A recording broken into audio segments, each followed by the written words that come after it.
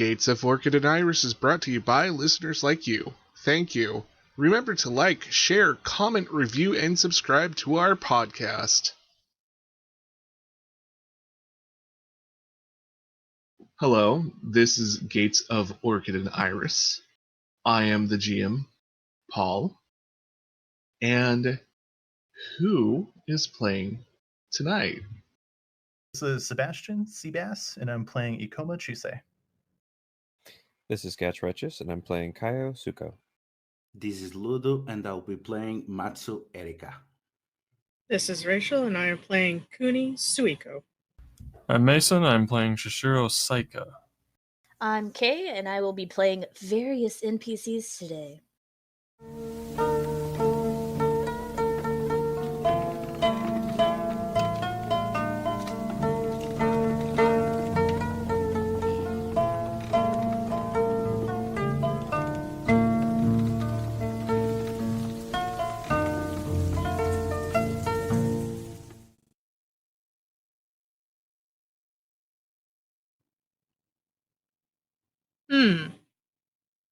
It seems they are sending me to the Scorpion's lair.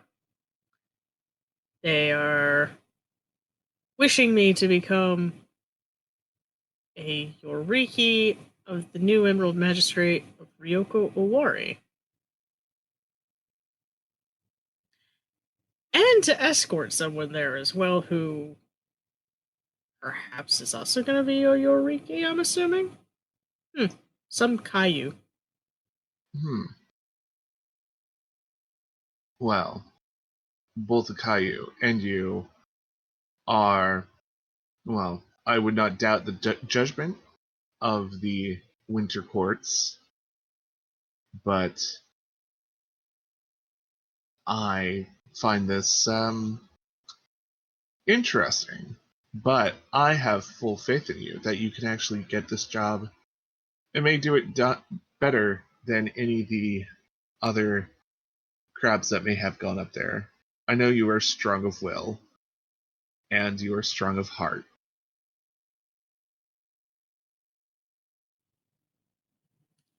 Thank you.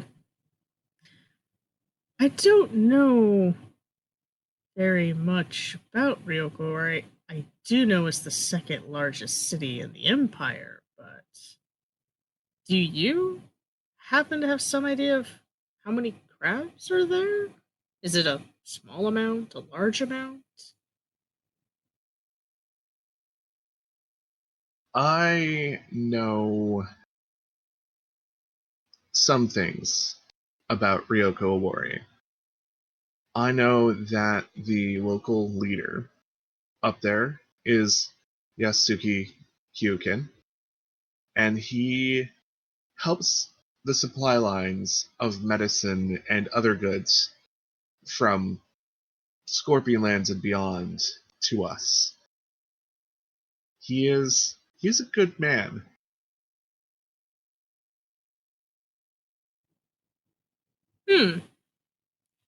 I will be interested to hear what he thinks a future Yoriki should know about the city. Should be interesting. Yeah, let's see what this scroll is about, shall we? So you open up the seal, and as far as you know, it hasn't been tampered with, but it is a scroll and less secure than the Chrysanthemum letter. You see that it's an order by the CUNY champion, and it is a mission statement, and, well, basically an order by him. Him? Who are they right now? You could just say that it's an order. It is Kuni Yori, male. Yeah. You see it's an order from Kuni Yori, approved by the crab champion, the clan champion, and it says that there are suspicions that there is an Oni in Ryoko Owari, and that you, for your first lone hunt need to find this lone Oni. They suspect it has been there for only a few years. And in a large city like this, it may have not affected much, but it's hard to tell if corruption has started or not because the city is very large and does indeed have corruption on a moral level, but they don't know if the physical corruption of Taint has taken hold anywhere yet.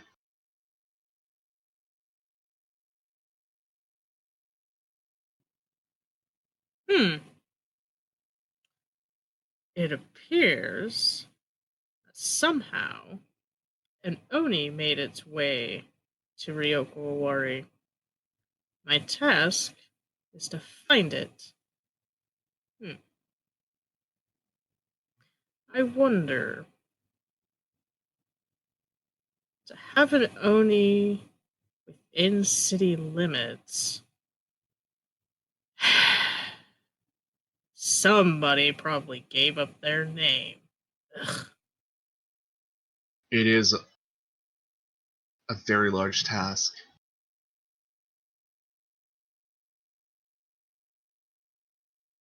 Do you think you can do this alone?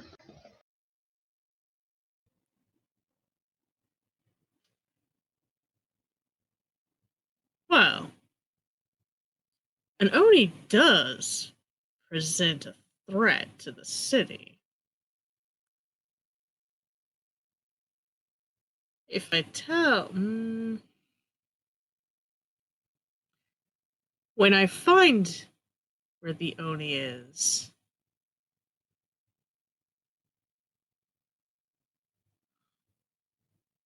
if I was to then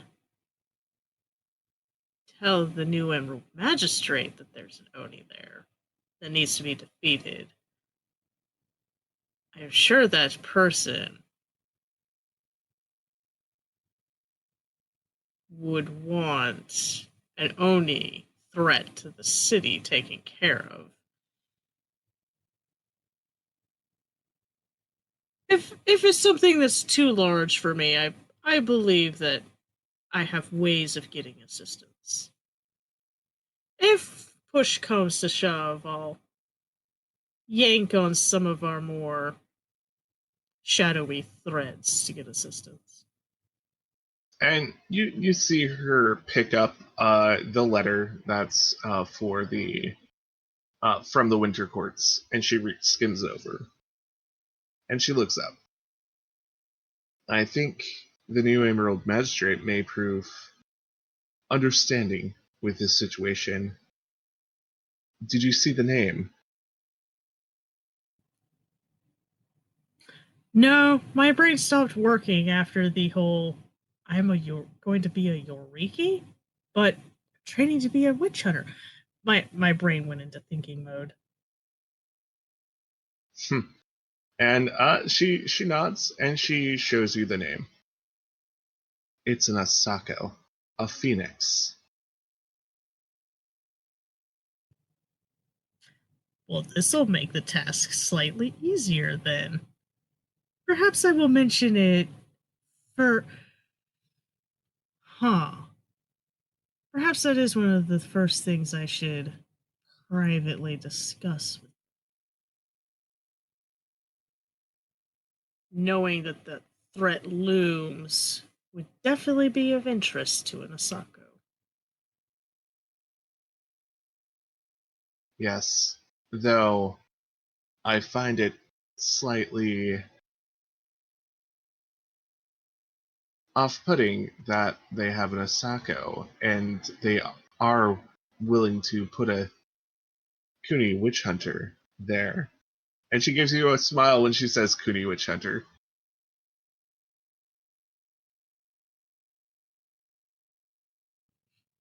I give a small smile back.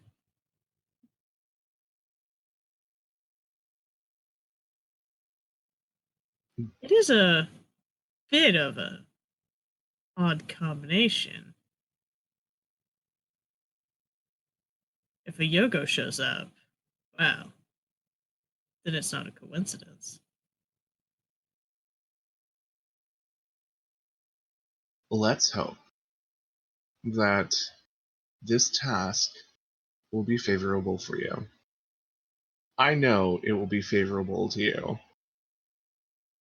And she looks at the second letter and just looks and nods.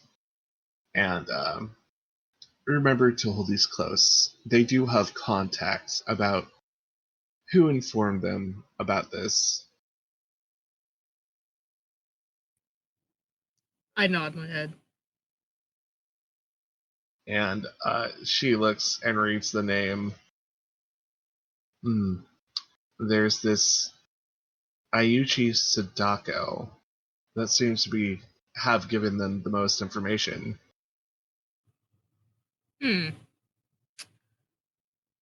Probably somebody I should speak to first, then.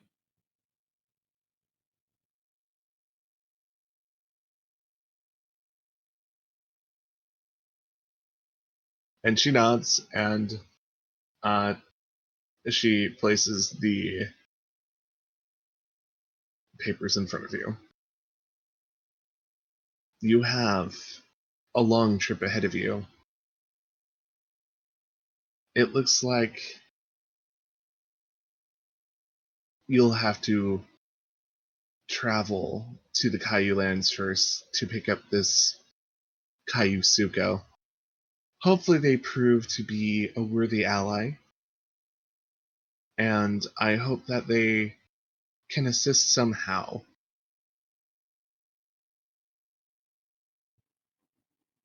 I mean, they're a crab.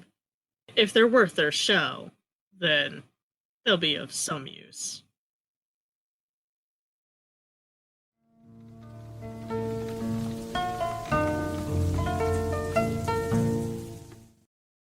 Gates of Orchid and Iris will return in a moment. Welcome to Cultural Explorations. During this gameplay break, we will explore carp. Carp, known as koi in Japanese, has been an important symbol since ancient times, representing abundance, luck, perseverance, and bravery. According to a legend that came from China, koi who swam upstream of the Yellow River and climb a waterfall known as Dragon's Gate would be transformed into a dragon themselves. Because of this, they are also seen to represent worldly aspirations and advancement. Koi are also known to swim upstream no matter the conditions. They show power and bravery doing their task regardless of the trials, and thus are compared to samurai. Carp banners, or windsocks, known as koinobori, are also a huge part of Kodomo no Hi, or Children's Day. This festival takes place on the 5th of May for the Gregorian calendar, because in the lunar calendar it was celebrated on the 5th day of the 5th moon.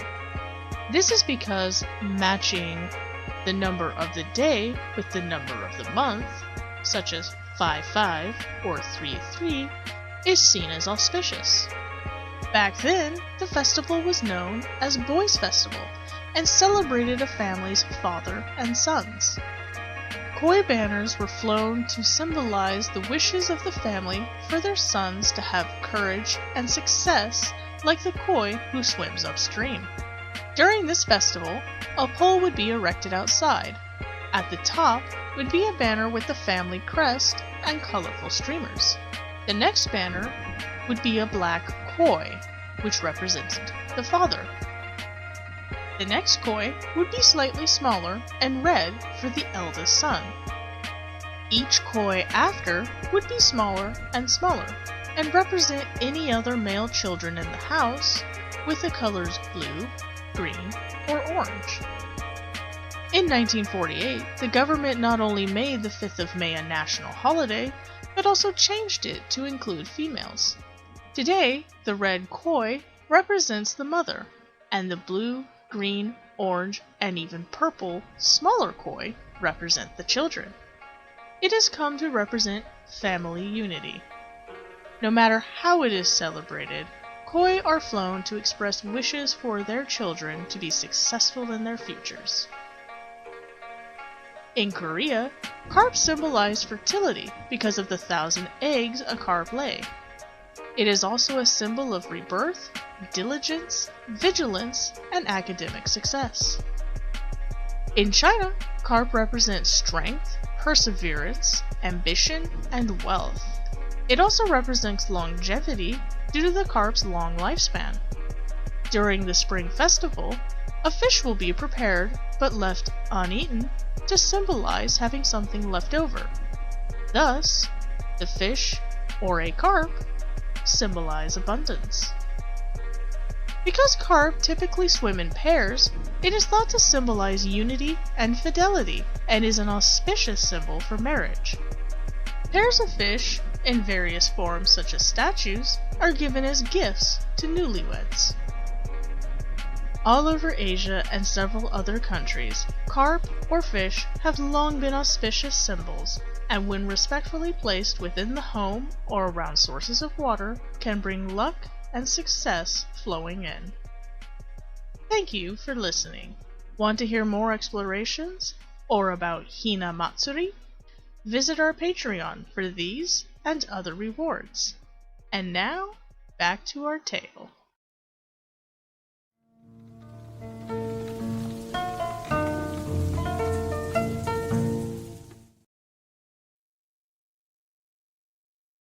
Well, let's go.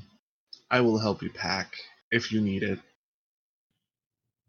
You know I don't have too many things.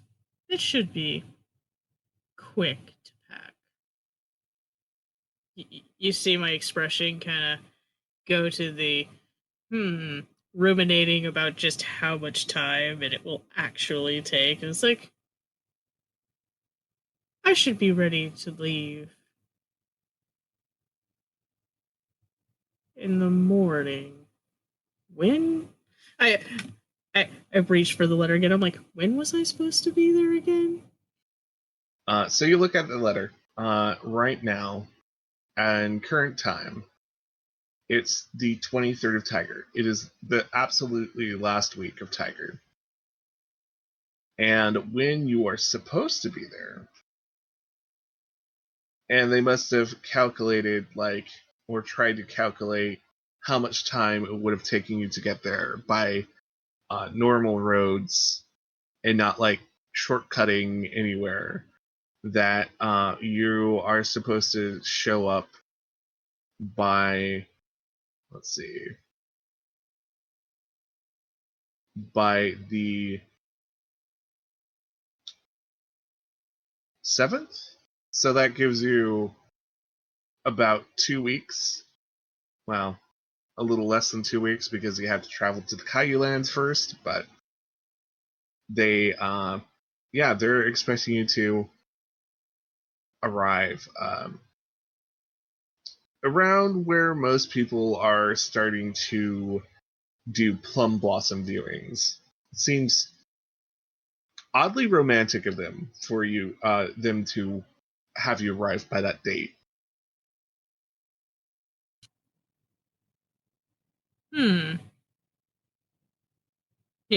You kind of just see me look over. I'm like, huh.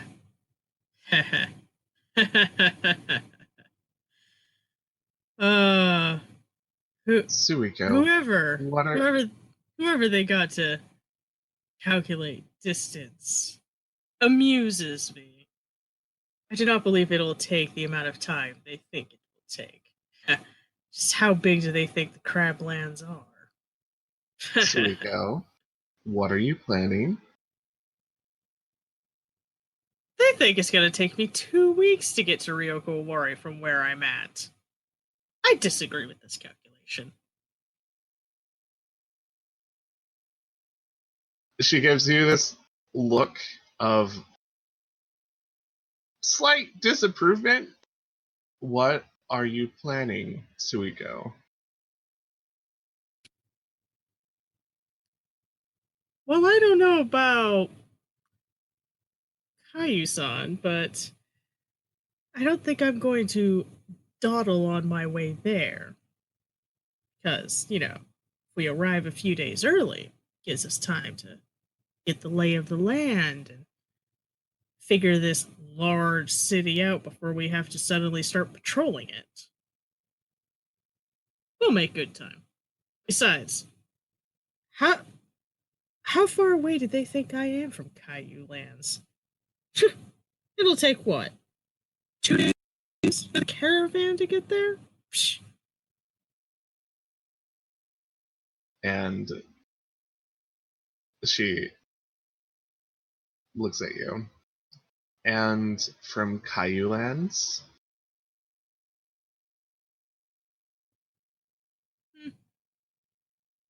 Depends on how Caillou wants to travel, really. I suppose it'd be most polite to let them decide the route. Give them a few options and see which one they think's the better one. We shall see. Since I'm having to travel with someone else, it would only be polite. Just remember, don't strong-arm them into a decision that they cannot handle.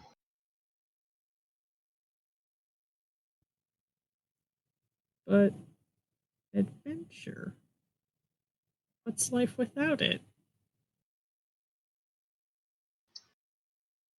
As your sensei, and as we do have ears on us in these halls, I have to disapprove of what you're thinking.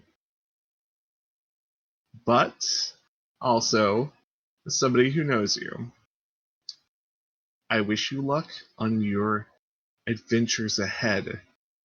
Just see a Cheshire grin go across my face. Why, thank you, Sensei.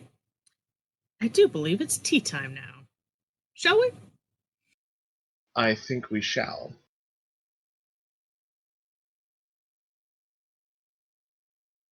And you spend the next few hours tea with your sensei and getting ready. So you pack pretty lightly, right? Yeah, I mean, I carry the clothes I'm currently wearing, a respectable kimono, and then one that's like, if I absolutely have to dress up and be like fancy style kimono.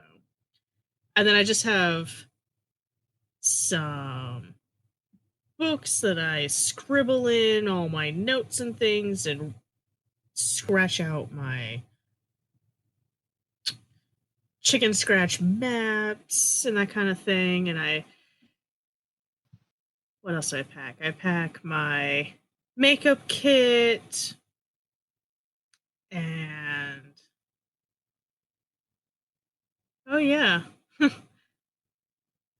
I glossed over the fact that I have the full face of Cooney makeup. Whoops. What else do I pack? Got my spyglass.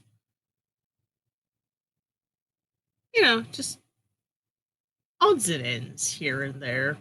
Not too much. It's really all the stuff that can be put into a single pack and thrown on your back kind of travel. Considering that my sensei and I don't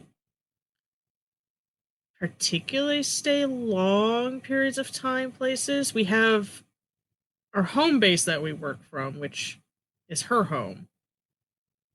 But most of the time we're out researching, lending expertise, doing this and that. So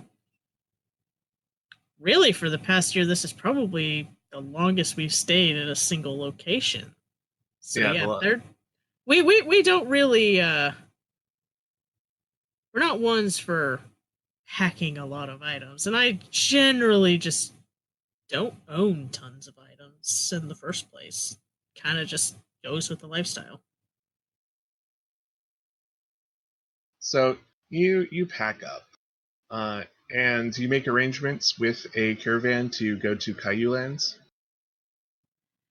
Yeah, I I'll go and see, like, if there's one passing by that happens to be going that direction. I'll hook up with them to go up there. Make the journey a bit quicker.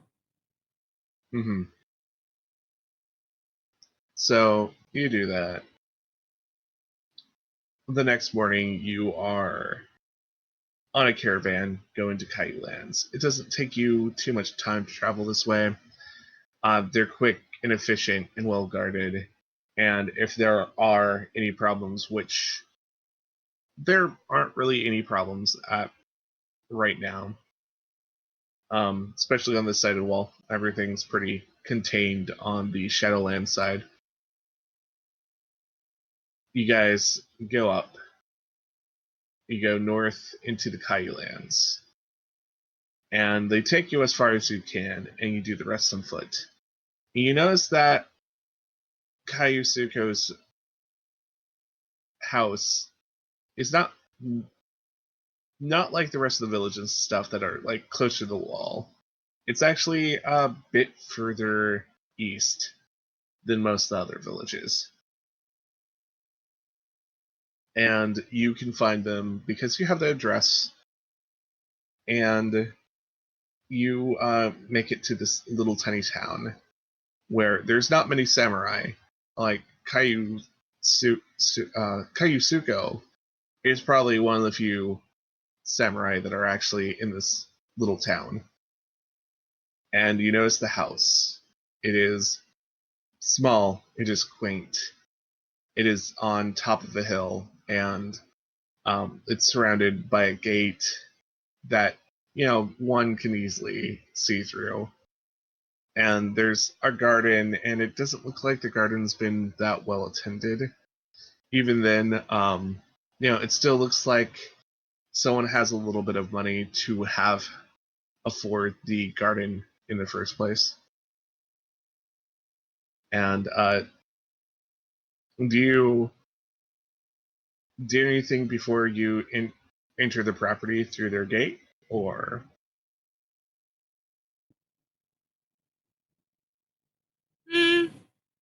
I think the most my character would do is a deep, calming breath. And then I step over the threshold. And one of the first things I do to locations of significance is kind of just sense around me to get a general feel of the area on a more spiritual level, just so I don't get any nasty surprises. And is this the usual thing you do when you go onto properties? Is you kind of get a sense of everything? In Crablands, yes, because while our trip might have been quiet up here, it is well known that creatures roam the Cooney lands. And who's to say they don't wander this way? So that sounds like a check. And in Legends of the Five Rings, we always make checks when it would be most interesting. And I think right now it is an interesting situation to see if Kunisuiko can actually... Kunisuiko? Suiko? How do I pronounce this again? I think I did it 5 times. Suiko. Suiko. Close enough. That your character, I think it would be interesting to see what they can actually sense. So for this, it would be a void, since we're dealing with out-of-body spiritual things, and it would be a meditation. A void meditation. And how this works is Rachel will take the number of void ring dice, which are the black dice that usually come in the sets, and then whatever her character has in meditation, and roll them, and she gets to keep what the amount that is in her void ring. And does meditation sound about right for you? I was thinking it was gonna be theology because I'm doing spiritual stuff. I'm not really centering myself. It was more me taking the deep breath was more of an RP thing than a mechanical thing. Okay. Cool. Yeah, let's do theology instead. And also, that's another cool thing about in this game. How you approach things is both by your skill and by your ring. So if she was just doing a flat out like actual survey of the land, she would probably roll a water and I don't know. Survival if she's like trying to see what went through this land like on a creature basis, or she would roll a like water and labor to see the state of the building, etc., etc. So this is going to be, I'm going to say a TN2 check.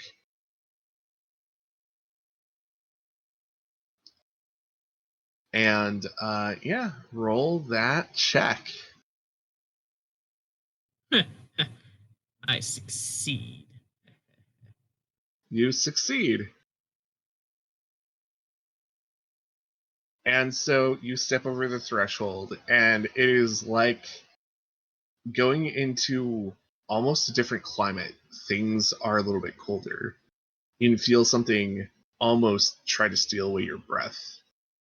Things seem a little off, and you can hear the house creak even from this far away. Like, you have a little bit of a walk uphill, but it seems like things got a little bit louder in this area.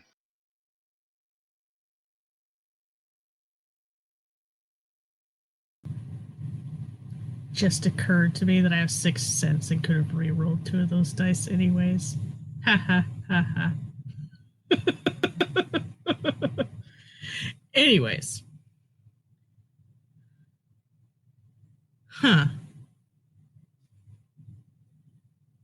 Well, that isn't normal. But I don't sense any taint, I'm assuming. No, you don't sense any taint, but you do feel like something has occurred here. Something unnatural and not good. And things are unbalanced? Yes, things are unbalanced.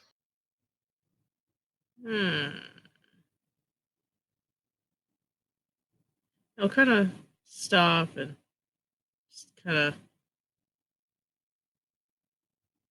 look around, and I'm like,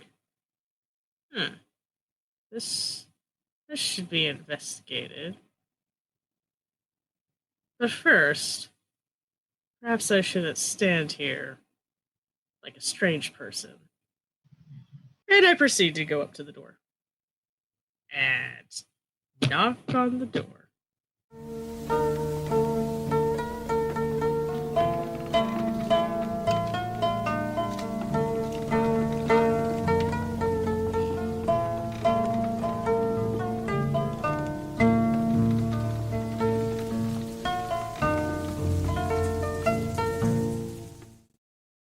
Thank you for listening to Gates of Orchid and Iris. Remember to share, comment, and rate us where you can. If you're listening on YouTube, subscribe, like, and hit that bell notification button. Support this podcast by either going to our Anchor.fm page and hitting the listener support button, or supporting us through Patreon. On Patreon, the $1 level not only will help improve this podcast, but you will receive an extended version of the cultural exploration segments monthly. And we have a lot of other fun things planned for Patreon.